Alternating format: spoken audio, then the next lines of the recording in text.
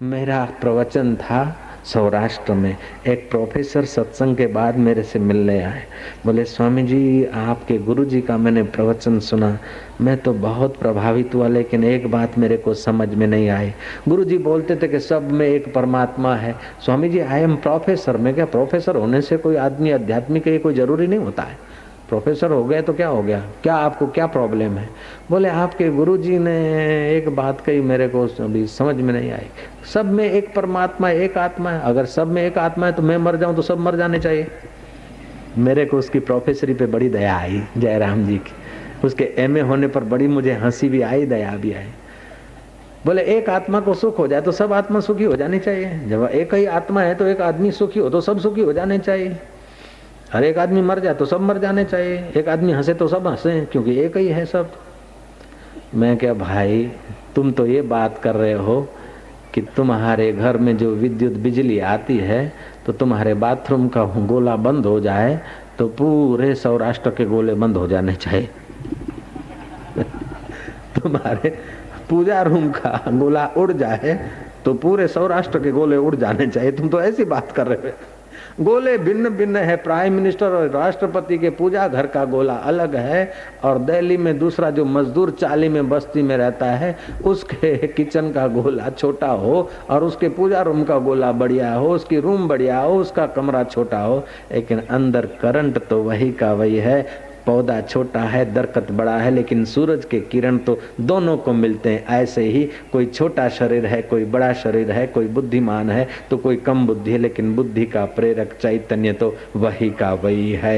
एक नूर ते सब जग उपजा। इस प्रकार की जो अनन्य भावना से भगवान की अर्चना पूजा करता है वो आदमी शीघ्र ही भगवत पद को पा लेता है। कृष्ण कहते हैं, सात्विक दान, राजसी दान, तामसी दान। सात्विक खुराक, राजसी खुराक, तामसी खुराक। जो भोजन बना लिया 3 घंटे के बाद बासी करके खाया, अथवा कोई बाल आ गया या कौवा ने बिल्ली ने जूठा कर लिया और फिर भी खा लिया, वो तामसी भोजन होता है। जो खूब भुना हुआ मिर्च मसाले आए तला हुआ होता है वो राजसी भोजन होता है। चित्त को शोभ देता है, गुस्सेबाज आदमी को बना देता है। और जो सात्विक भोजन होता है, भोजन अपने हक का हो और बनाने वाले का चित्त प्रसन्न हो। पहले माताएं आटा पीसती थी ना सुबह प्रभात को, हरे राम राम राम हरे हरे, हरे कृष्ण कृष्ण कृष्ण हरे हरे। आटा प्रसाद हो जाता था। अभी चक्कियों से पीस के आता है, कोई बात नहीं, लेकिन बनाते समय टीवी चालू है, दिल के टुकड़े हजार, कोई यहाँ गिरा कोई वहां गिरा। जब बनाने वाले के दिल के टुकड़े हजार तो खाने वाले की सत्यानाश हो जाएगी बेचारे। भोजन बनाते समय चित्त प्रसन्न होना चाहिए और चित्त पवित्र होना चाहिए। फिल्म चल रही है, कलह चल रहा है, रेडियो की कहानी, कलह की कहानियां चल रही। कलह वैसे ही काफी है, फिर फिल्म के द्वारा भी कलह देखोगे तो फिर कलह से पार होने का कब देखोगे भैया? झगड़े तो वैसे ही हो रहे हैं, फिर नाटक के भी झगड़े देखते रहोगे तो झगड़े बढ़ेंगे। झगड़े मिटे ऐसा ज्ञान मिल जाए, अशांति मिटे ऐसा ज्ञान मिल जाए, अशांति और पाप मिटे ऐसा सत्संग मिल जाए, ऐसी कोशिश करनी चाहिए। जीवन की शाम हो जाए उसके पहले जीवन दाता में आराम मिल जाए, ऐसी कोशिश करनी चाहिए। सोफा पे आराम कर लिया तो कोई बड़ी बात नहीं है भाई, होटल में आराम कर लिया तो कोई बड़ी बात नहीं है। जहां में उसने बड़ी बात कर ली जिसने अपने आत्मा से मुलाकात कर ली, अपने आत्मा से, अपने चैतन्य से, और वो परमात्मा दूर नहीं है। तुम्हारी आंख उसी की शक्ति से देखती है, तुम्हारा कान उसी की शक्ति से सुनता है, तुम्हारी जीभ उसी की शक्ति से बोलती है, तुम्हारा मन उसी की शक्ति से सोचता है, तुम्हारी बुद्धि उसी की शक्ति से निर्णय करती है। निर्णय बदल जाते हैं, सोच विचार बदल जाते हैं, देखने के दृश्य बदल जाते हैं, सुनने के गीत बदल जाते हैं, लेकिन उन सबको देखने वाला जो अबदल है उसको बोलते हैं आत्मा। अयम आत्मा ब्रह्म गुणाकेशु सर्वभूतेषु। वह आत्मा ब्रह्म। मैंने क्या प्रोफेसर साहब, बल्ब बदल जाए, पंखे बदल जाए, अथवा टूट जाए या खराब हो जाए उसका मतलब ये नहीं कि पावर हाउस एक है, सूर्य एक है, पौधे अनेक हैं, सूर्य एक है, पक्षी पशु अनेक है, मनुष्य अनेक है, सब सूर्य से जुड़े हैं। ऐसे ही सब उस चैतन्य परमात्मा से जुड़े हैं। तो ऐसा जो चिंतन करके भगवान का ध्यान भजन करता है उसको शीघ्र क्षिप्रम भवति धर्मात्मा, ऐसा आदमी जल्दी धर्मात्मा हो जाता है। दान 4 प्रकार के होते हैं। एक होते हैं ध्रुव ध्यान, ध्रुव दान उसको कहा जाता है कि जैसे प्याऊ खोल दिया, इसमें मनुष्य किसी भी जाति के आके पिए, पशुओं के लिए भी व्यवस्था हो गई, पक्षियों के लिए भी हो गई, और हमें उनसे कोई बदला नहीं लेना है। हम न रहे फिर भी चलता रहे और सब किस्म के लोग प्राणी मात्र उसका फायदा उठाते रहे, उस दान को ध्रुव दान कहा गया है। दूसरा दान होता है वो ध्रुव दान से कुछ चल दान होता है। जैसे हमने दान तो किया, लेकिन ये दान किया तो कुछ लोगों को फायदा मिले और उसके बदले में हमको स्वर्ग मिले, राजसी प्रकार का दान। तीसरा दान होता है भय जनक। हम दान पुण्य नहीं करेंगे तो हमारी आय का जो 10वां हिस्सा दान करना चाहिए वो नहीं करेंगे तो अन्न खराब हो जाएगा, बच्चे की बुद्धि खराब हो जाएगी, या तो हमारे कुछ गड़बड़ हो जाएगी, या तो कोर्ट कचहरी में जाएगा, मुसीबत होगी। ऐसा डर कर जो ध्यान करते हैं वो भय जनक दान, भय निवारण के लिए। और चौथा ध्यान होता है राजकारणियों को किया जाता है कि भाई अब चुनाव आ रहा है, कर दो दान, नहीं तो फिर गड़बड़ी हो जाएगी। ऐसा दान वो इस लोक में थोड़ा फायदा देता है, हृदय को शुद्ध नहीं करता है। तीसरे नंबर का ध्यान हृदय को थोड़ा शुद्ध करता है, और पहले नंबर का दान हृदय को भी शुद्ध करता है, धन को भी शुद्ध करता है, और परलोक को भी साफ सुथरा बना देता है। तो दान करने में मैं दान किया इस बात को भूलकर भगवान की चीज, भगवान के निमित्त, भगवान की सेवा में लगाने का मुझे अवसर मिला, ऐसा जो सोचता है वो सात्विक दान होता है। हकीकत में तो तुमने सब कुछ छोड़ा हुआ है, तुम छोड़ क्या रहे हो? सब कुछ छूटा हुआ है, कुछ ले तो जाओगे नहीं, सब कुछ छूटा हुआ है। लेकिन ईश्वर के निमित्त जब छोड़ता है, बहुजन हिताय जब आदमी कुछ अपने हृदय से छोड़ता है तो वो दान में गिना जाता है। तो दानम केवलम कलियुगे, कलयुग में सतयुग गया तो सत गया, त्रेता गया तो तप गया, द्वापर गया तो यज्ञ गया, कलयुग है इसमें दान फलता है। किसी को सांत्वना देना ये भी दान है, अविद्या वाले को विद्या देना वह भी दान है, निसहाय को सहाय करना ये भी दान है। लेकिन सबसे बढ़िया दान तो ये है कि दूसरों के दिल में भगवान का रस का दान कर देना, भगवान की मोहब्बत का दान कर देना, परमात्मा के रास्ते लगाने का कुछ प्रयत्न कर देना, वह बहुत ऊंचा दान है। सात्विक राजस तामस आहार, सात्विक राजस तामस दान, और महाराज सात्विक राजस कर्म। जैसा आदमी कर्म करता है देर सवेर फल ऐसा पाता है, लेकिन कर्म करे फल भगवान को अर्पण करे तो देर सवेर वो भगवान को पाता है। और जो भगवान को अपना समझकर, अपने को भगवान का समझकर करता है और दूसरों में भी भगवान देखता है, अपने में और दूसरों में भी जो भगवान देखता है वो अनन्य भाव से भगवान का चिंतन करता है। जो अनन्य भाव से भगवान का चिंतन करता है तो भगवान भी उसके योग और क्षेम का भार वहन करते हैं। एक लोभी आदमी किसी कुएं में गिर गया था, तो लोग इकट्ठे हो गए, दोपहर का समय था, छोटा मोटा कुआं था पुराने जमाने का, कमर तक पानी था। लोभी आदमी गिर गया, किसी ने बोला कि तुम हाथ दे दो हम बाहर निकाल दे बावड़ी से, तो देखता रहा। लोग बोलते भाई हाथ दे दो हम बाहर निकाले, तो देखता ही रह गया। इतने में साधु है, बोले वो लोभी निकलना तो चाहता है लेकिन हम बोलते हाथ दे दो तो हाथ देता ही नहीं। बोले लोभी आदमी देना सीखा ही नहीं, लेना सीखा है, भाषा बदल दो।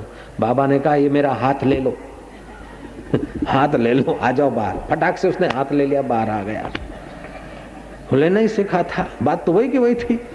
निकलना तो कुएं से, लेना बोलकर तो निकलो या देना बोलकर निकलो, तो हाथ ले लिया।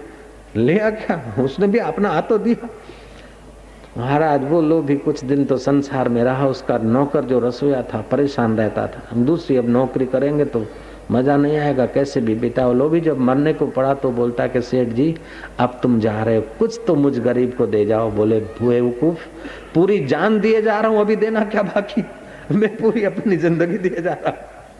तो लोभी से न धन छूटता है, न मन छूटता है, न मान्यता छूटती है, लेकिन भगवान का जो प्यारा है वो अपने देह को, मैं को, अहंकार को, कर्मों को, सबको भगवान के चरणों में छोड़कर निश्चिंत हो जाता है। जैसे बच्चा माँ के गोद में निश्चिंत होता है, ऐसे भगवान का सात्विक भक्त अच्छे कर्म तो करता है, लेकिन कर्तापने का बोझा अपने सिर पर नहीं रखता है। कर्ण करावन हार स्वामी, सकल घटा के अंतर यामी, इस प्रकार की जो अर्चना पूजा करता है उस पर अंतर्यामी परमात्मा की कृपा शीघ्र होती है। क्षिप्रम भवति धर्मात्मा।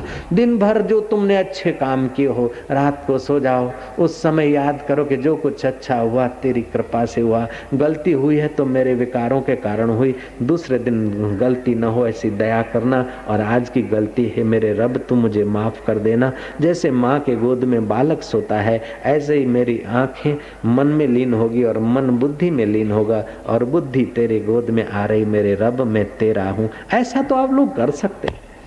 और रात को ऐसा चिंतन करते करते तुम सो जाओ तो 6 घंटा तुम्हारी रात्रि, नींद की रात्रि जो है ना, 6 घंटा नींद तुम्हारी बंदगी में बदल जाएगी। और सुबह तुम जब उठो तो शरीर को बराबर खींचो, जीवन शक्ति का विकास हो।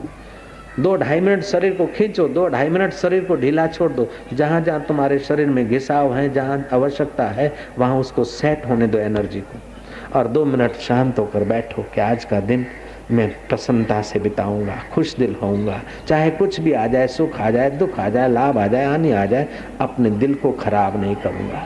गुजराती में कહેવત છે, દાળ બગડી તો દિવસ બગડ્યો, ચા બગડી તો સવાર બગડી, અથાણું બગડ્યું તો વર્ષ બગડ્યું, અને બૈરું બગડ્યું તો જન્મારો બગડ્યો। जय श्री कृष्ण। मैंने एक बात और मिला दी, चाय बगड़ी, दाल बगड़ी, दिवस बगड़ू, बहरू बगड़ू, पण जो समझ बगड़ी तो 84 लाख बगड़्या ने समझ सुधरी तो काई नहीं बगड़ू, भले बधु बगड़ी गई। सोक्रेटिस की औरत ऐसी थी कि उठते बैठते सुनाती थी 2-2 सिर की, 1.5-1.5 सिर की, 5-5 सिर की गालियां सुनाती थी सोक्रेटिस को। हर एक बार सोक्रेटिस पढ़ने बैठे तो उसकी पत्नी बोलती है कि जब मेरे तरफ देखते नहीं हो, किताबें किताबें पढ़ रहे तो किताबों से शादी कर लो ने, मेरे को क्यों ले आए हो, ऐसा करके धक्का मार देती थी। फिर भी सोक्रेटिस मुस्कुरा लेते थे, पढ़ते। तो सोक्रेटिस ऐसे विचारवान थे, पढ़ते पढ़ते अपने आत्म विचार में, शुद्ध विचार में रहते थे। दोपहर का समय था, वो बर्तन मांज कर तगारे में, अभी तो आए नल वल, तगारे में बर्तन मांजते थे, अट्ठे जूठे राख वाले बर्तन, विम्स तो अभी आया। तो राख और जूठन बुठन जो बचती है तगारे में, तो बोलती जाती थी और सोक्रेटिस चुपचाप अपना पढ़ते जाते थे। उस माई को दोपहर के समय गुस्सा आया कि मैं इतना बोलती हूँ, इसको कोई असर ही नहीं होती। तो सोक्रेटिस तो पढ़ने में मशगूल थे, और उसने बर्तन धो धा के जो ऐठा जूठा पानी था राख वाला, वो तगारा भर के सोक्रेटिस के सिर पर ढोल दिया। सोक्रेटिस बोलता है कि आज तक तो मेघ गरजता था, लेकिन अभी तो मेघ बरसा और कितनी ठंडक कर दिया। वाह वाह, थैंक यू वेरी मच। बૈરું तो बगड़ी छे, पण समझ बगड़ी नहीं तो दुख नहीं। आप जिससे व्यवहार करते हो, पत्नी से या पति से, बेटे से, आप विचार करो कि वो कोई मशीन नहीं है, उनके पास हृदय है। कभी तुम्हारे मन की होगी तो कभी पति के मन की होगी, तो कभी बिटिया के मन की होगी, तो कभी मैया के मन की होगी। सब चाहते हैं हमारे मन की हो। I shout you shout, who will carry dirt out. मैं भी रानी तू भी रानी, कौन भरेगा घर का पानी। घर में तनाव संघर्ष खाने को है, रहने को है, घूमने को है, फिर भी भाई भाई में, भाभी और नरण में देखो तो ये, सासू बहू में देखो ये, देरानी जेठानी देखो ये, बाप और बेटा देखो तो ये, भाई और भाई देखो तो ये। कलयुग में कलह कलह कलह कलह, क्योंकि जहाँ सत्संग नहीं वहाँ कलयुग का प्रभाव बढ़ जाता है। तुम तुम तसल्ली न दो, सिर्फ बैठे ही रहो, महफिल का रंग बदल जाएगा, गिरता हुआ दिल भी संभल जाएगा। जब भगवान का नाम अथवा भगवान के प्यारे संतों का सानिध्य मिलेगा तो हमारा मन, गिरता हुआ मन हमारा थम जाएगा। नहीं तो सत्ता से या धन के ऊंचे ऊंचे थड़ों से भी हमारा मन गिरता हुआ नहीं रुकता है। काम में गिरता है, क्रोध में गिरता है, लोभ में गिरता है, मोह में गिरता है, अशांति में गिरता है, चिंता में गिरता है, न जाने कितनी बार कितने निमित्त से गिरता रहता है। ऐसा मन भी अगर भगवान के प्यारे संतों में और सत्संग की महफिल में आ जाता है, भगवान नाम के कीर्तन का प्रसाद मिल जाता है, छोटा सा पौधा भी छू लेता है, तो वो हमारी मन रूपी चट्टान थम जाती है, गिरने से बच जाती है। तो वे धन भागी हैं जिनको भगवान कृष्ण की गीता सुनने का अवसर मिलता है। वे लोग और भी धन भागी हैं जो गीता की व्याख्या सुन सकते हैं, और वे लोग उनसे भी ज्यादा धन भागी हैं कि सुनकर जो समझ सकते हैं, और वे लोग उनसे भी ज्यादा धन भागी हैं कि समझकर जो अंदर के दिल भर का प्रसाद जगा सकते हैं। हरि नाम कीर्तन करके गीता का ज्ञान सुनकर पाकर जो प्रसाद को जगा सकते हैं, वो सचमुच में बड़ भागी हैं। गीता ने तो यहाँ तक कहा, प्रसादे सर्व दुखा नाम हानि रस्योपजायते, प्रसन्न चेतसो यासु बुद्धि पर्यवितिष्ठ से। उस प्रसाद से सारे दुख दूर हो सकते हैं। वह प्रसाद तुम्हारे पास पड़ा है।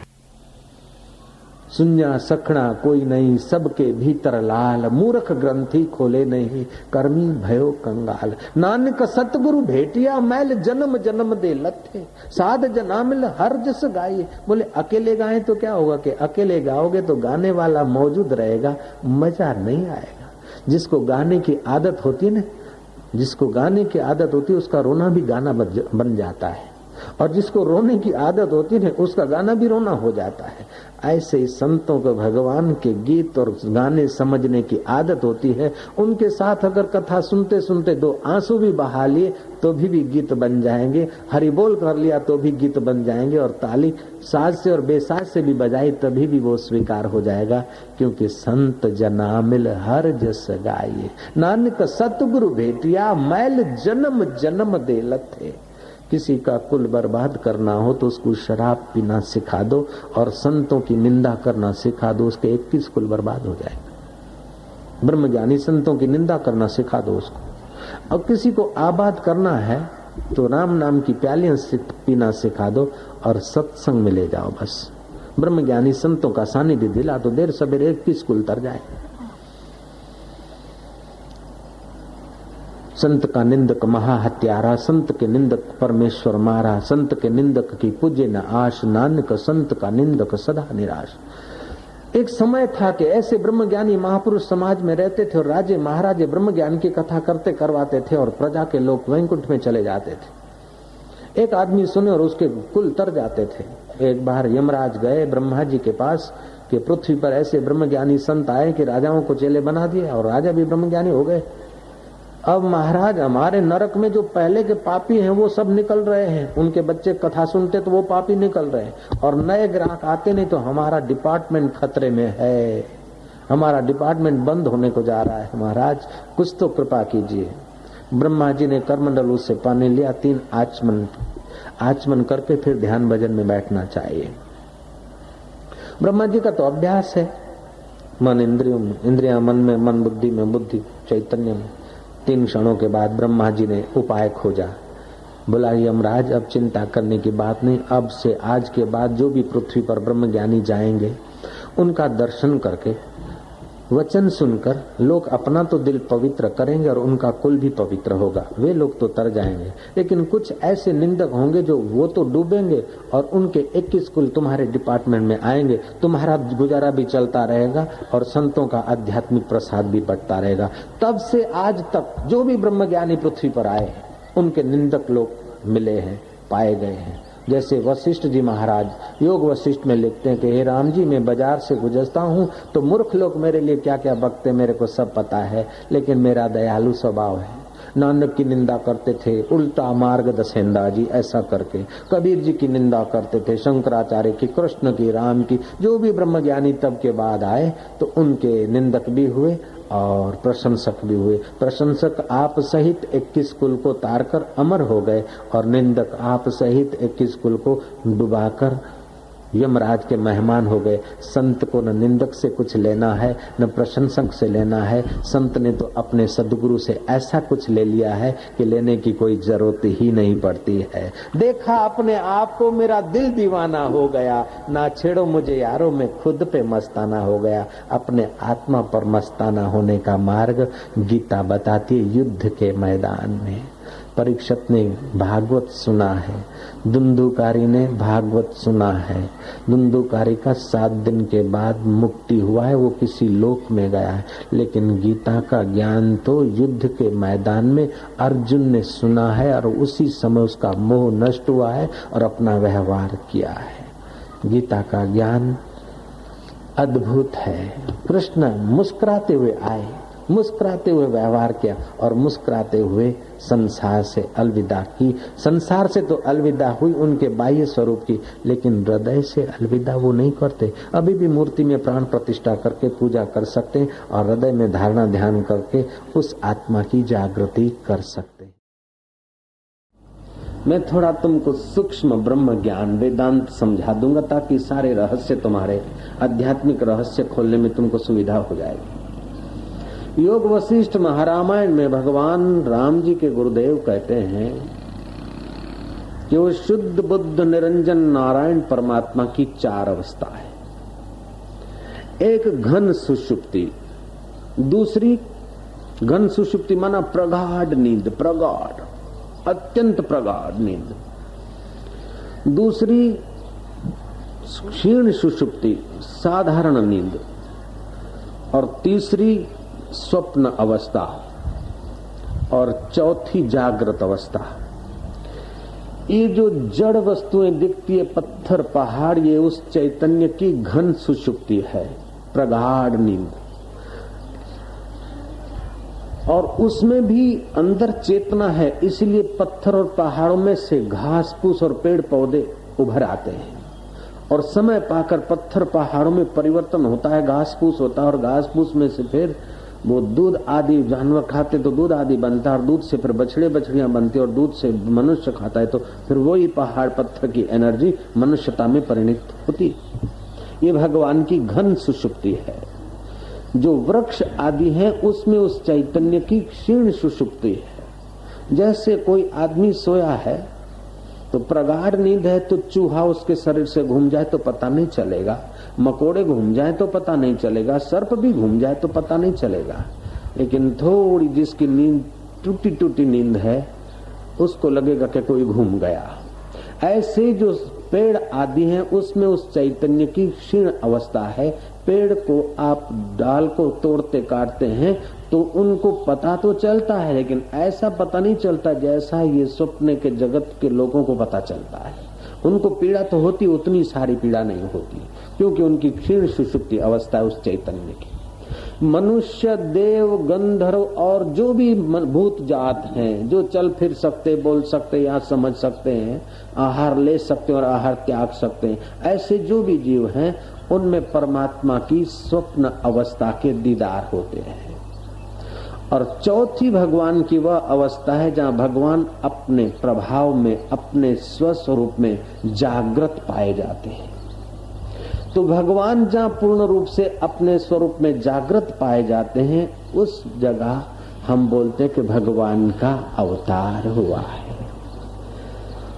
ब्रह्मा जी की सभा में भगवान कौन से लोक में रहते, इस चर्चा पर सबने अपने अपने ढंग से व्याख्या की। आखिर भोलेनाथ ने कहा कि हरि व्यापक सर्वत्र समाना, प्रेम ते प्रगट होई मैं जाना। जैसे मत्स्य अवतार, वराह अवतार, नरसिंह अवतार, कच्छप अवतार, इन अवतारों में वामन अवतार अपना ऐश्वर्य दिखाने वाला अवतार वामन अवतार।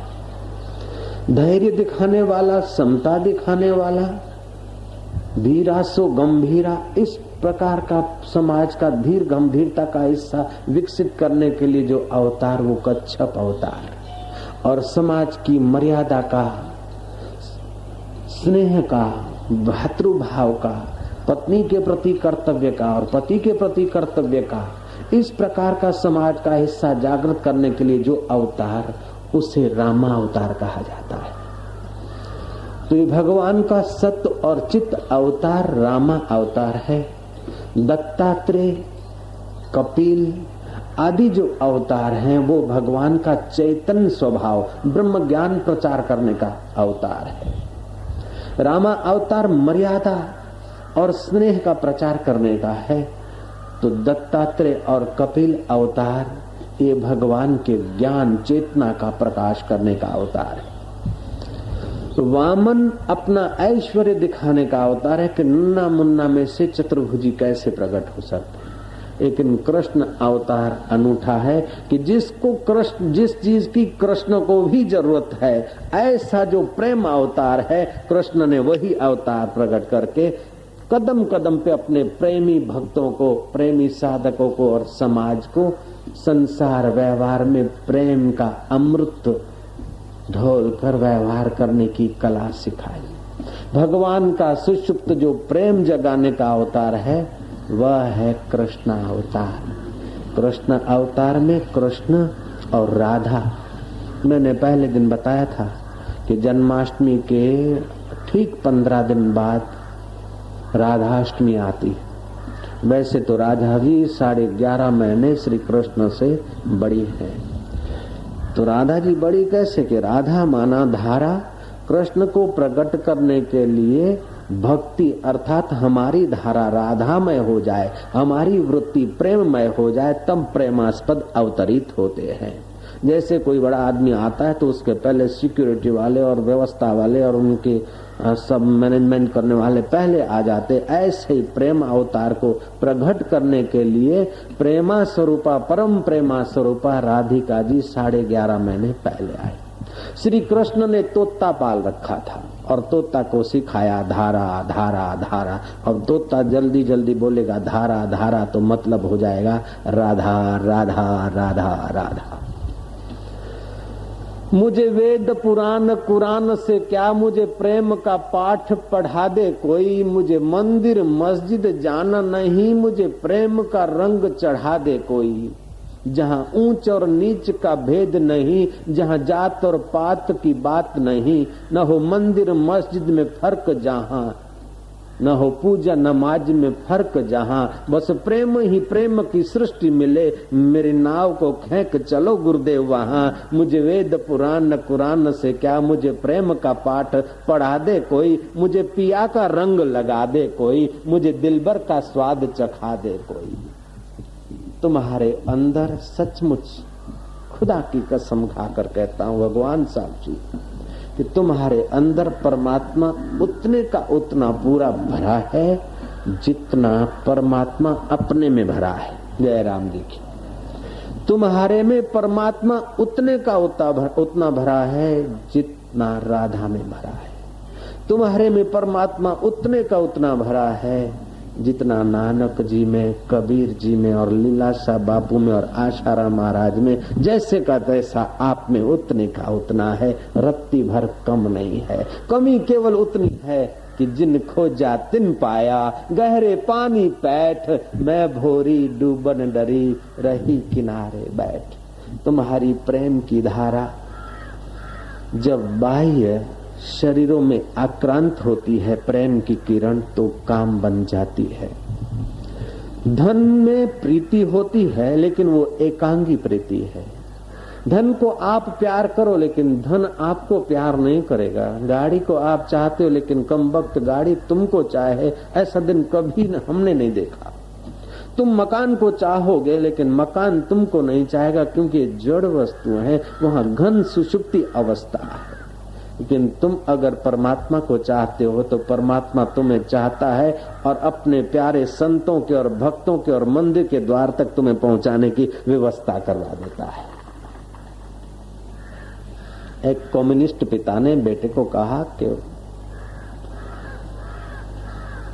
तो क्यों अपना टाइम वेस्ट करता है, मंदिर में जाता है, मत्था टेकता है, कथाओं में जाता है, अपना पढ़ाओ लिखो मजे से। बोले पिताजी देखो मैं इतना मुस्कुरा रहा हूँ और पढ़ने लिखने में अच्छे मार्क्स ला रहा हूँ ने, ये सब मंदिरों और गुरुद्वारे और सत्संग के सभा का प्रभाव है। रशिया को कम्युनिज्म वाद अब छोड़ना पड़ता है। जयराम जी की असफल गया। जिसके जीवन में आध्यात्मिकता नहीं, उसकी वो प्रेम सरिता खुलेगी नहीं, और प्रेम सरिता नहीं खुली तो व्यवहार विष हो जाएगा। तो हिंदुस्तान की पद्धति से, इंडियन पद्धति से जो हरिनाम का कीर्तन है, मैंने पहले दिन दूसरे दिन भी बताया था, हकार और रकार से तुम्हारे मूलाधार, स्वादिष्टान और मणिपुर, इन 3 केंद्रों पर प्रभाव पैदा होता है। और हरिनाम, नानक जी ने कहा, संत जना मिल हर जस गाइए। तुलसीदास जी ने कहा, हरि व्यापक सर्वत्र समाना, प्रेम ते प्रगट हो वही में जाना।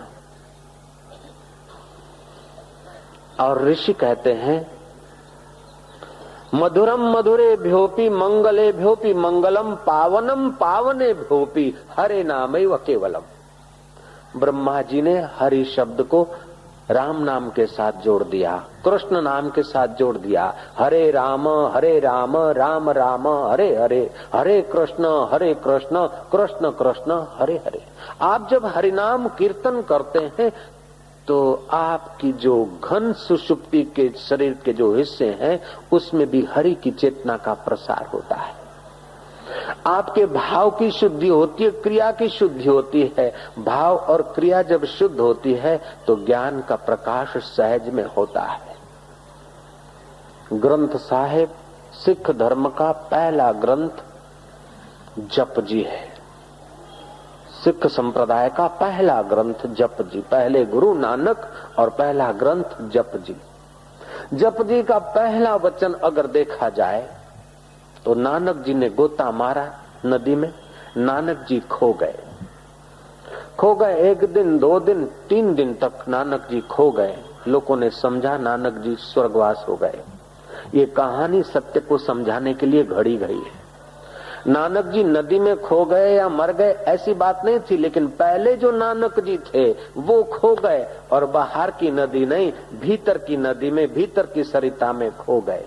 3 दिन के बाद नानक जी उस नदी से प्रकट हुए और नानक जी का पहला वचन है एको ओंकार। जप जी का पहला वचन है। ग्रंथ साहिब का,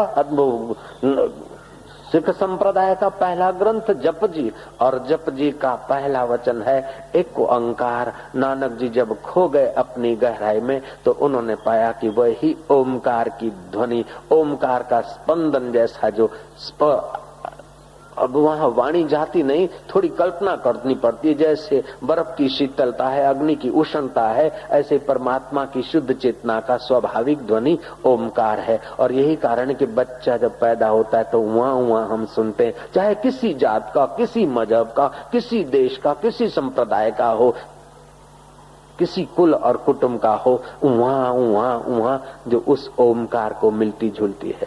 आदमी बीमार पड़ता तो करने से उसको रिलीफ मिलता है, लेकिन वो रिलीफ मिलता है उस चैतन्य स्वरूप परमात्मा की शांति से। तो अब हम आए उस दुनिया में जो दुनिया में हमारा वास्तविक गुजारा होता है। तुम जितने अंश में जाने अथवा अनजाने उस चैतन्य स्वरूप आत्मा के करीब होते हो, उतने अंश में तुम बाहर के व्यवहार में सफल होते हो, प्रसन्न होते हो, निश्चिंत होते हो। और बाहर के व्यवहारों को मोह करके, बाहर की चीजों में आसक्ति करके जितने तुम भीतर वाले से विमुख होते हो, उतना तुम्हारा टेंशन क्रिएट हो जाता है, अशांति क्रिएट हो जाती है। सुकरात अपने मित्रों के साथ जा रहा था। सुकरात बहुत विचार करता था कि आखिर खा खा के कब तक, घूम घूम के कब तक, पहन पहन के कब तक, शरीर शमशान में चला जाएगा, बस खाना पीना और अंत में शमशान में पहुंचना। नहीं, जीवन खाली पेट भरने के लिए नहीं मिला, जीवन तो मिला है किसी सत्य स्वरूप का अनुभव करने के लिए। वो विचार करता था, बड़ा विचारक था सोक्रेटिस। उसके मित्रों ने एक बार टहलते टहलते किसी सुअर और सूरी को देखा उनके बाल बच्चों को देखा, वो कीचड़ में लोथपोथ हो रहे थे, दलदल में लोथपोथ हो रहे थे। मित्रों ने कहा कि चिंतित सुकरात की अपेक्षा निश्चिंत सुअर हो जाता तो कितना मजा है। No income tax, no sale tax, no surcharge, no शिक्षण वेरा, नो दरोड़ा टेंशन, नो प्रॉब्लम। और छोरे छोरियों की शादी करने की भी चिंता नहीं, और मैं कौन हूं, क्या पाना है, ये भी कोई चिंता नहीं।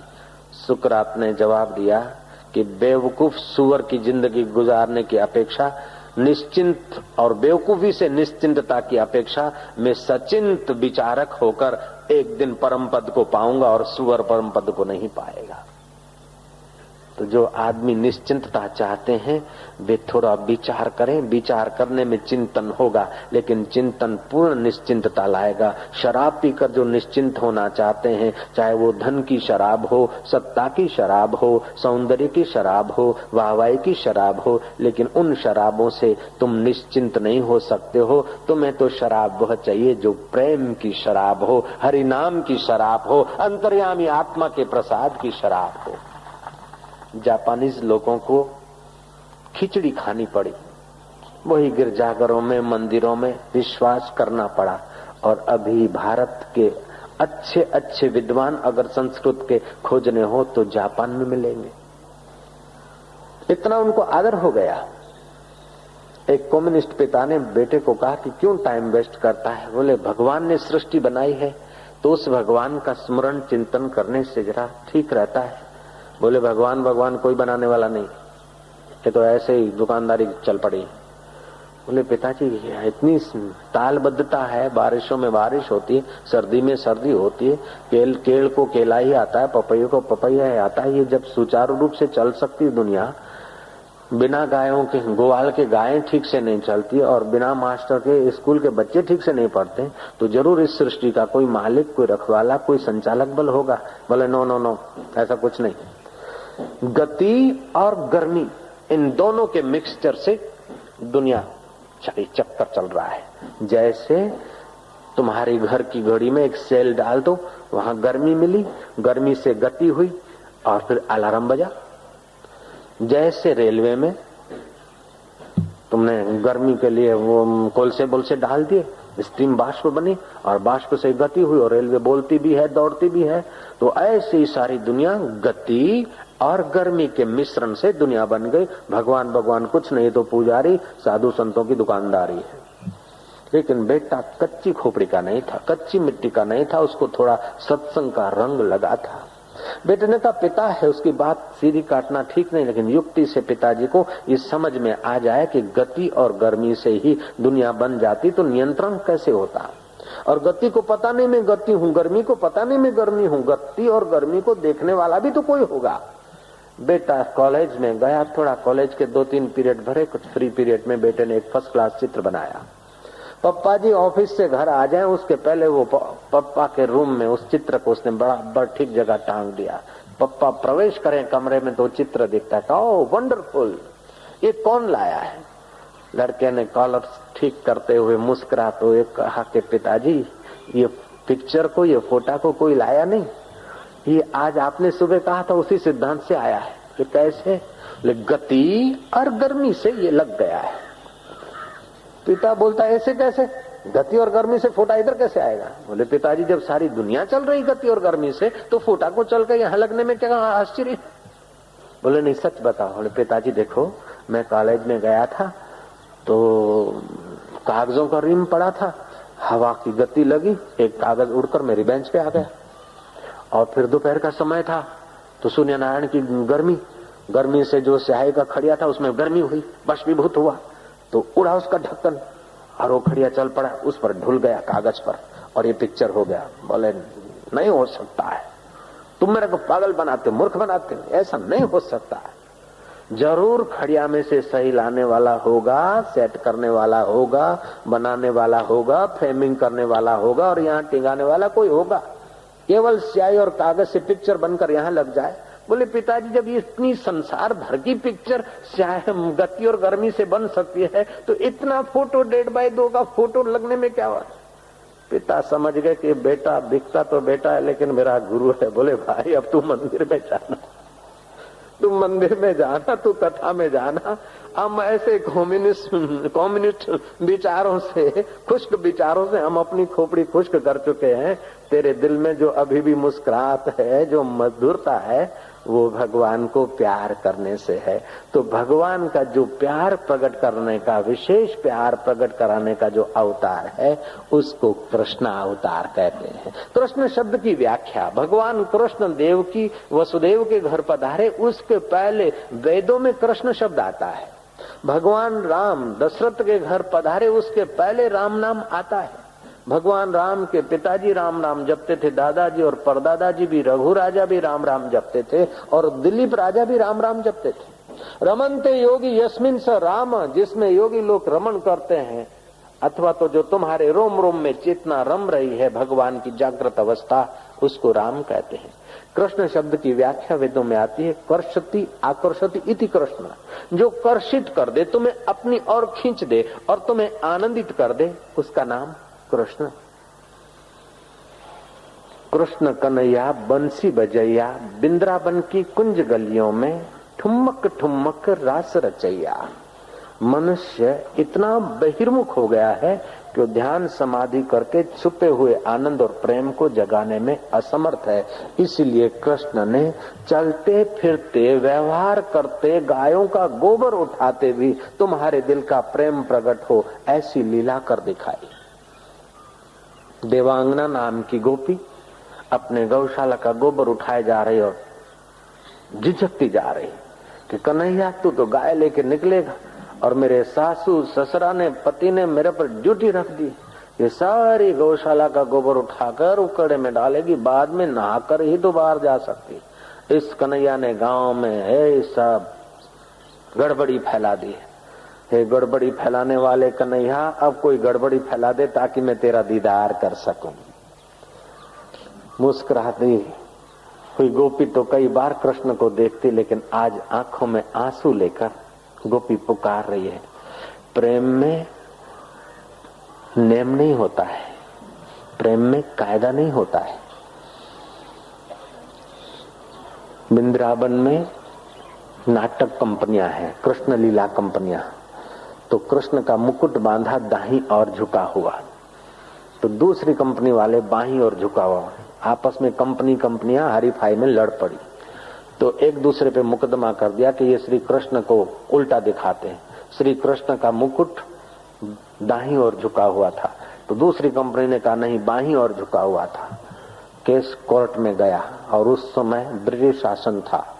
मथुरा में केस चला, वर्षों तक केस चलता रहा। आखिर न्यायाधीश ने कहा no left side no right side, मुकुट स्ट्रेट हाईवे, एकदम सीधा बांधना हो। उस न्यायाधीश का जजमेंट वहीं धरा रह गया। अभी भी कृष्ण को मुकुट बांधने वाले तो कभी थोड़ा यूं कर देंगे और कभी यूं कर देंगे। न्यायालय के आधार पर नहीं चलता है कन्हैया की पूजा और सेवा, प्रेम के आधार पर चलती है। और वो गोपी कृष्ण को प्रेम करती और बुलाती है। प्रेम में कभी कभी शरारत भी होती है। भाई साहब बापा आइए खाइए, भैया बहुत दया किया, ये भी है, अरे खा ले नहीं तो पड़ेगी, ये भी प्रेम में होता है। जयराम जी तो बोलना पड़ेगा भाई। गोपी प्रेम से श्री कृष्ण को जरा कोस रही है कि तू तो बंसी बजाता हुआ, गायों की पुछिया दबाता हुआ भाग जाएगा और मैं तेरे लिए रोती रहूंगी। अब इतना इतना बड़े बड़े वो कल से बड़े बड़े तगारे गोबर के उठते भी नहीं, कम से कम गोबर उठाने को तो आ जा। और कृष्ण उस प्रकाश पुंज में से प्रकट हुए, मुस्कुरा रहे कि तुम मुस्कुरा रहे, हमको इतना मेहनत, जल्दी मेरे को तगारा उठवाओ। कृष्ण तगारा तो उठवाते, लेकिन जब कंधे तक तगारा आता है तो कृष्ण बोलते रुक जाओ रुक जाओ। कृष्ण जानते कि जीवन केवल मजदूरी करने के लिए नहीं है, पेट भरने के लिए नहीं है, और संसार के तगारे उठाने के लिए नहीं है। जीवन तो छुपे हुए आनंद को जगाने के लिए है, और जीवन तो जीवन दाता से मुलाकात करने के लिए है। भैया केवल तगारे उठाने के लिए तुम पैदा थोड़े हुए हो। तगारा उठाओ, काम करो, सेवा करो, धंधा करो, लेकिन ये सब जिस लिए करते हो वो भी जरूर करो। कह दो नारायण नारायण नारायण। कृष्ण ने तगारा उठवाते उठवाते आधे में रोक दिया। बोले मैं तगारा तो उठवाऊं, लेकिन मेरे को मिलेगा क्या बदले में? अभी प्रेम है, मांग नहीं है। प्रेम में सामने वाले का हित हो, ऐसा सब कुछ किया जाता है। बोले मैं मक्खन का लौंदा दूंगी, चढ़वा तो दे। चढ़वा दिया। दूसरे तगारे में कृष्ण ने अटकेली की। बोले ये चढ़वाता जाऊंगा और तू क्या पता कितना मक्खन दे, एक तगारे का एक लौंदा, अगर तैयार है तो मैं उठवाऊं। बोले ठीक है। तीसरा तगारा उठवाया। बोले ठहर, गिनेगा कौन? गोपी बोलती कि जितने तगारे उठवाएगा ना उतने में गोबर के टिल्ले तेरे मुंह पे करती जाऊंगी। और कन्हैया मुंह धर देता कि कर ले।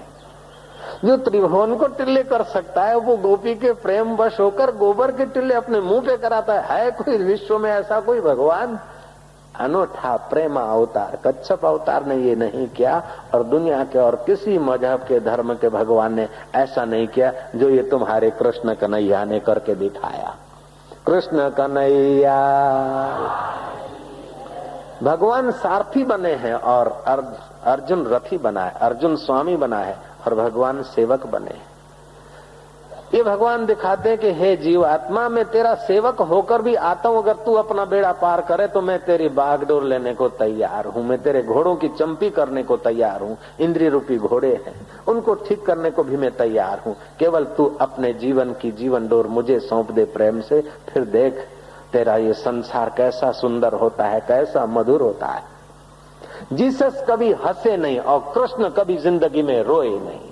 मुस्कुरा के गम का जहर जिनको पीना आ गया, ये हकीकत है कि जहां में उनको जीना आ गया। बोलो तो सही, तुम कृष्ण की कथा सुनकर फिर सूबेदार जैसे बैठोगे तो नहीं चलेगा क्या? जयराम जी की सुबह 2-4 मिनट जोर से हंसो, शरीर स्वस्थ रहेगा, मन प्रसन्न रहेगा, बुद्धि में प्रकाश होगा। नारायण नारायण नारायण नारायण नारायण। यश बांटने की चीज है, प्रेम बांटने की चीज है, और दुख पैरों तले कुचलने की चीज है। दुख पैरों तले कुचलने की चीज है और सुख बांटने की चीज है। सुख बांटोगे तो अनंत गुना होगा और दुख अगर बांटोगे तो वो भी बढ़ जाएगा। सुबह उठकर अगर रात को नींद नहीं आई तो सुबह उठकर कुटुंबियों का मूड ऑफ नहीं करना चाहिए। क्या करे, मैं तो सारी रात घड़ियाल दे कांटे देखता रहा, मैंने तो नींद नहीं आई। तेरी नींद नहीं आई, तेरे को थोड़ी बेचैनी हुई, लेकिन उन सब का मूड ऑफ करके उनका दिन भर बेचैन मत कर।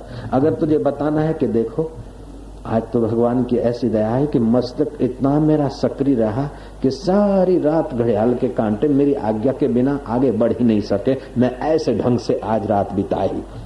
किसी आदमी को कोई प्रॉब्लम सुनाना है, कहीं एक्सीडेंट की बात सुनाना है, दुख की बात सुनाना है तो जल्दबाजी मत करो। सुख सुनाओ तो अपना प्रेम भर के उसको सुख सुनाओ, और दुख सुनाना है तो अपना ज्ञान भर के उसको दुख सुनाओ।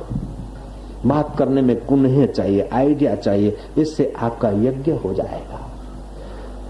द्रव्य यज्ञ, आहुति देना यज्ञ में ये भी यज्ञ है, पानी पिलाना किसी को ये भी यज्ञ है, आरती पूजा करना ये भी सत्कर्म है सब।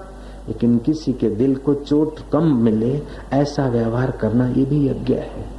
किसी की खुशी बढ़े सच्ची वो व्यवहार करना ये भी यज्ञ है। यज्ञानाम जप यज्ञो अस्मि ही। सब यज्ञों में भगवान कहते हैं जप यज्ञ, नाम कमाई का यज्ञ मैं हूं। किसी आदमी का कोई एक्सीडेंट हो गया, बच्चे का, खबर सुनाने वाले ने कहा कि देखो भाई सेठ जी, एक बात सुनाने आया हूं आपको कि संसार तो संसार है, कई गाड़ियां फास्ट भगती है और कई जगह पर एक्सीडेंट होता है और लड़के ऐसे बेचारे चले जाते हैं कि बस ऑन द स्पॉट, और कई लोग तो दुकान पे बैठे बैठे भी चले जाते हैं। दुनिया का ऐसा ही है हाल। तो मैं आपको खबर सुनाता हूँ कि आपका बेटा, बोले बताओ जल्दी बताओ। जल्दी कोई ऐसी बात नहीं है, आपका बेटा को जरा स्कूटर से थोड़ा सा एक्सीडेंट हो गया है और उनको थोड़ी ऐसी चोट लग गई है, अपन लोग चलते हैं, भगवान की दया से ठीक हो जाएगा। तो ये सुनाने वाले ने उस सुनने वाले पर थोड़ी रियायत कर दी, उसको अशांत होने से बचाया।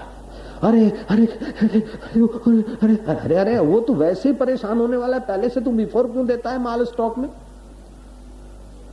तो श्री कृष्ण जब प्रॉब्लम आता है तो श्री कृष्ण आके रहते, मक्खन ग्वाल गोपों को नहीं खिलाते, खुद खाने को उद्धत होते हैं। कहीं प्रॉब्लम हो तो मैं देखूं। मक्खन का लपका जब होठों तक आता है तो घंटियां टनन टन टनन टन बजने लगी। कृष्ण ने कहा कि नाद ब्रह्म शब्द ब्रह्म साकार होकर प्रकट हो जा तो सी थे, मेरे ऑर्डर का की होया। मैंने ऑर्डर दे रखा था कि आवाज नहीं करना है, तुम क्यों ये घंटियों का आवाज हो गया? बोले भगवान हम आपके ऑर्डर का पालन करते हैं। बोले मैंने कहा था कि आवाज मत करना। बोले भगवान शास्त्र पुराण ये भी आपका ही तो ऑर्डर है, ये भी तो आपके ही वचन है। और शास्त्र में लिखा है कि ठाकुर जी के लिए घंटी और टाइम न बजे तो कोई हरकत नहीं, लेकिन कन्हैया स्वयं आरोग्यता हो, भगवान खुद जब भोग लगाते हो तो घंटी जरूर बजना चाहिए महाराज। ये हमने इसीलिए आपकी आज्ञा का पालन किया। नारायण नारायण नारायण नारायण बोल दो प्यार से, नारायण नारायण। मदन मोहन मालवीय जी काशी में उन्होंने बहुत सारे लोक कल्याण के कई स्कूल कॉलेज आदि और भी जगह पर बहुत सारे काम किए। उन्होंने एक दिन माता के पैर पकड़े सुबह सुबह और माँ मुझे ऐसा आशीर्वाद कर कि मैं अच्छे कामों में सफल हो जाऊं। माँ बड़ी भक्त थी, सुशील थी। पुण्यशीला माता ने सिर पे हाथ रखते हुए कहा कि बेटा अच्छे काम में सफल हो जाएगा और कभी विफल भी हुआ तो भी चित्त में शोभ न होगा, ये भी सफलता है। मैं तुझे ऐसी कुंजी देती हूँ कि सब ताले खुल जाएंगे। और मदन मोहन मालवीय जी ने वो कुंजी ली और बहुत सारे ताले खोले, बहुत सारी प्रवृत्तियां की। बड़े महाकंजूस जो एक पैसा नहीं दे, ऐसे ऐसे मारवाड़ियों से 1.25 लाख रुपया ले लिए। और जहां असंभव कार्य थे वहां भी मदन मोहन मालवीय सफल होकर आते थे। और वह मंत्र, वह मां ने दी हुई कुंजी मदन मोहन मालवीय जी ने हनुमान प्रसाद पोद्दार को, गीता प्रेस गोरखपुर के हनुमान प्रसाद पोद्दार को दी। गोरखपुर में एक बार अतिथि होकर आए थे और कहा कि जो मेहमान होकर आता है तो अन्न जल लेता है तो बदले में जहां आता है उसका कुछ न कुछ कल्याण हो, मेहमान का कर्तव्य है। तो मैं भाई जी आपको कुछ देना चाहता हूं जो मेरे को 40 साल पहले माँ ने दिया था। बहुत अच्छी चीज है, बड़ी सरल है और ऐसी कुंजी कि सब ताले खुले हैं। भाई जी बोलते बता दो। बोले बताने को ही कह रहा हूँ, बहुत अच्छी है, बहुत बढ़िया है और चित्त को प्रसाद भी देती है और सामने वाले के चित्त को भी शांति देती है और ऐसी कुंजी है कि बस सब ताले खुलते प्राय है। बोले बाबा जी मेरा आप उत्कंठा बढ़ा रहे हैं, अब आप जल्दी करके बताओ। बोले बताऊं क्या? मैं तो पहले ही बता चुका हूँ। मेरी माँ ने मेरे को कहा था बेटा कोई भी काम करने जाए तो 4 बार नर और नारायण में जो रब रम रहा है चैतन्य, नर और नारी में तुम किसी से भी बात करते हो तो ये मत सोचो कि इसका बंगला बड़ा है कि छोटा है, इसके पास रकम है कि नहीं है, ये कितनी छोटी उम्र का है कि बड़ी उम्र का। तुम जब बात करो तो गहराई में ये सोचो कि इसकी गहराई में मेरा परमात्मा बैठा है। चाहे लोगों के लिए वो कंस जैसा दिखता हो, लोगों के लिए रावण जैसा दिखता हो, लोगों के लिए बड़ा 2 नंबरी दिखता हो, लेकिन तुम अपना नंबर वो एक नर और नारी में जो बसा है नारायण, उसकी गहराई में जब नारायण देखकर बात करोगे तो तुम्हारे लिए वो सज्जन बन ही जाएगा। महापुरुष सफल होते हैं, चंबल की घाटी वाले लोग मेरे पास आते, आश्रम में झाड़ू बुहारी करते हैं और अपना धंधा छोड़ देते हैं। तो मेरे पास जादू है। जादू क्या है कि उनकी गहराई में एक बार देख लेता हूँ कि वही बैठा है और जब वही बैठा रहता है तो उनका चित्त बदल जाता है थोड़ा। तो तुम्हारे संपर्क में आने वाले लोगों से जो भी तुम बातचीत करो तो पहले 4 बार मन में अथवा बाहर नारायण नारायण नारायण नारायण। दुकान से आदमी आया, ऑफिस से आया, कोई प्रॉब्लम होते, कोई ग्राहकी के, कोई कस्टम के, कोई इनकम टैक्स के, कोई दुनिया भर के लफड़े होते। एक तो थका है और घर में 2 आदमी लड़ते हो तो 2 लकड़ियां जलती हो तो तीसरी भी गुस्से में आकर वो लकड़ी होम ही जाती। लेकिन आप आज के बाद ऐसा करेंगे कि घर में चाहे देरानी जेठानी लड़ती हो कि सासू बहू लड़ती हो या और कोई लड़ते झगड़ते हो, तो आप क्या करना कि जहाँ पानी का मटका हो ना वहां चले जाना और 1 लोटा भर के 1 छींटा मार देना एक व्यक्ति को, दूसरा दूसरी को, तीसरा छींटा अपने को और कह देना नारायण नारायण नारायण। किस बात की कथा है? तो आपके घर का या पड़ोस का झगड़ा भी बंदगी में बदल सकता है। तो मैं आपको ये अर्ज करना चाहता हूँ कि आपके व्यवहार में, शुभ व्यवहार में पहले नारायण नारायण नारायण। ये तो सुगम भी है, सरल भी है और सबके अधिकार का है। योग समाधि शायद सब न कर सके, हिमालय की गुफा में सब न बैठ सके, लेकिन हरिनाम की गुफा में तो सब जा सकते हैं। नारायण नारायण अपना रहे हैं। इससे आपका भाव केंद्र विकसित होता है। भाव केंद्र विकसित होगा ना तो तुम्हारे व्यवहार में भक्ति हो जाएगी। रावण में और राम में अगर फासला देखा जाए आध्यात्मिक दृष्टि से तो रावण के जीवन की क्रिया शक्ति बहुत विकसित है लेकिन भाव शुद्ध नहीं है, इसीलिए विनाश की तरफ जाता है। और राम जी के जीवन में क्रिया शक्ति है, भाव शक्ति और ज्ञान शक्ति है। इन तीनों का पूर्ण विकास हुआ है। कृष्ण के जीवन में इन तीनों का पूर्ण विकास हुआ है। तो भाव शक्ति और ज्ञान शक्ति का विकास होगा तो क्रिया अर्थात जो काम है वो भगवान की सेवा हो जाएगी, कुटुंब की सेवा हो जाएगी, देश की उन्नति हो जाएगी। अगर भाव शुद्ध नहीं है तो क्रिया शक्ति फायदा थोड़ा करती है और नुकसान ज्यादा करती है। पढ़ा लिखा आदमी देश की जितनी सेवा कर सकता है उतना अनपढ़ आदमी नहीं कर सकता है। पढ़ा लिखा आदमी जितने सड़कें, पुलें और दूसरी बड़ी बड़ी बिल्डिंगों का नक्शा आदि बना सकता है उतना अनपढ़ आदमी नहीं कर सकता है। लेकिन पढ़ा हुआ आदमी अगर क्रिया शक्ति में ही है और भाव शुद्ध नहीं है तो पढ़ा हुआ आदमी जितना विनाश कर सकता है उतना अनपढ़ नहीं करता है। पढ़ा हुआ आदमी जितना विश्व को मौत के मुंह में डाल सकता है उतना अनपढ़ आदमी नहीं डालता। तो एक होती है शिक्षा, दूसरी होती है दीक्षा। ऐहिक जगत के ज्ञान को प्राप्त करना ये शिक्षा है और भाव को शुद्ध करके मनुष्य जन्म की दिशा को तय कर लेना ये दीक्षा। पहले के जमाने में पहले दीक्षा दी जाती थी अर्थात तुम्हारी दिशा, तुम्हारी क्रिया की, भाव की, तुम्हारी एनर्जी की क्या दिशा होनी चाहिए। सर्जन में दिशा होनी चाहिए कि विनाश में, अपनी और दूसरों की उन्नति की दिशा होनी चाहिए कि अपने और दूसरे को परेशानी की दिशा। अगर तुम्हारी शक्ति के पास, तुम्हारे धन में, तुम्हारी क्रिया में, तुम्हारे कर्मों में दिशा उचित नहीं है तो वही कर्म, वही शक्ति तुम्हारा और देश का अहित कर सकती है। अगर दिशा है तो चाहे थोड़ी शक्ति हो तुम्हारा और देश का और मनुष्य जाति का हित कर सकती है। तो कंस के पास शिक्षा का प्रभाव है लेकिन कृष्ण के पास दीक्षा का प्रभाव दिखता है। श्री कृष्ण पूरे गुरु, गुरु देखो तो पूरे गुरु, वंदे कृष्णम जगत गुरु। बड़े बड़े गुरु भी कृष्ण को प्यार करते हो, कृष्ण की गीता का प्रसाद पाते हैं। और शिष्यों में अगर नाम लिया जाए तो कृष्ण पहला नंबर आएंगे। राजकारणी में ढूंढा जाए तो कृष्ण जैसा राजकारणी कोई नहीं मिलेगा, जय राम जी की। और प्रेमियों में देखा जाए तो कृष्ण अव्वल नंबर के प्रेमी हैं। औधो जब जा रहे हैं वृंदावन से तो औधो गोपियों की वो तलस, राधा का प्रेम आदि देखकर औधो थोड़े नाराज होकर पहुंचे मथुरा में कि कृष्ण वो तुम्हारे लिए तड़प रही और तुम यहाँ बस गए। कृष्ण कहते कि औधो मेरा जरा पीतांबर हटा के तो सुनो। पीतांबर हटा के औधो सुनता है तो रोम रोम से राधा राधा राधा राधा। इतना प्यार राधा के लिए होते हुए भी कृष्ण कामी नहीं कहे जाएंगे, क्योंकि राधा को देखते हैं, राधा के वास्तविक राधात्व को देखते हैं। हम पत्नी के अंदर राधात्व को देखने की कला सीख जाएं तो हमारा व्यवहार, हमारा प्रेम शुद्ध हो जाएगा। और जो बच्चे बच्ची आदि एक दो हुए वो संयम से होंगे तो तेजस्वी होंगे और वो उस प्रसाद के होंगे तो समाज के लिए, विश्व के लिए हितकर होंगे।